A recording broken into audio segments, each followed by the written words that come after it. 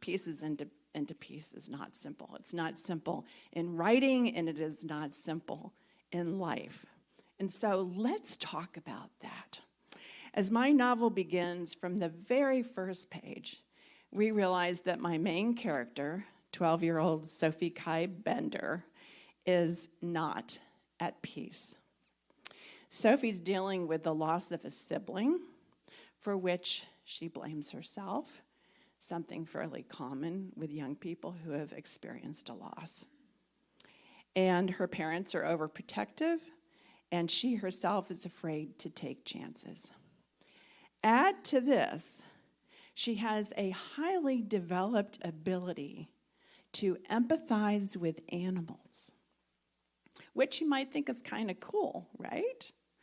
But it makes her feel different. She calls this her psychotelepathic weirdness. And she refrains from making friends, sadly, because she's afraid of being found out. So here's an example of just how difficult this is for her from the prologue. I'm going to read to you. Seahorses wear their skeletons on the outside, the old man in the booth tells me. When you dry them out, they hold their shape. He sounds excited, like this is the greatest news since the invention of the cell phone. But I'm suspicious and bored and pooped.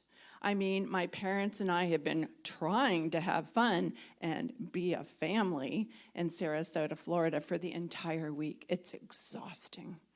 And now, before heading back to Seattle, Mom insisted on making one last stop at this pathetic beachside flea market where some guy is trying to sell us his overpriced souvenirs.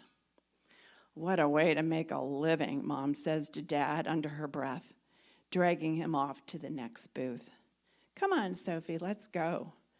I'm about to follow, but the vendor keeps yakking. Here, little miss, want to hold one? Before I know it, I'm holding a bleached white seahorse in the palm of my hand. I stare at the weightless frame, this delicate creature that once had a life, when suddenly everything goes black. Later, they'll say, I started shrieking at the top of my lungs. But all I remember is this white, hot, searing pain, like my skin had been dipped in acid and was melting right off the bone. Next, I'm running with an armload of seahorse souvenirs, heading for the ocean. Tourists scattering every which way.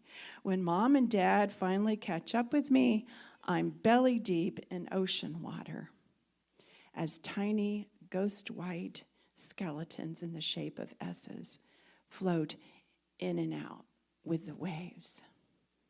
They do not sink.